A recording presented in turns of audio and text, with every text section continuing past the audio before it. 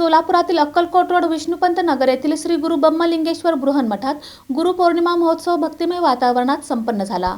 सोलापुरातील Akkalkot road Vishnupant नगर येथील श्री गुरु ब्रह्मलिंगेश्वर बृहन्मठात गुरुपौर्णिमा महोत्सव भक्तिमय वातावरणात आणि उत्साहात संपन्न झाला। मठाधिपती श्री श्रीकंठ शिवाचार्य महास्वामी तसेच मठाचे उत्तराधिकारी श्री ब्रह्मलिंगेश्वर देवरू यांच्या मार्गदर्शनाखाली विविध धार्मिक व सामाजिक कार्यक्रमांचे आयोजन करण्यात आले।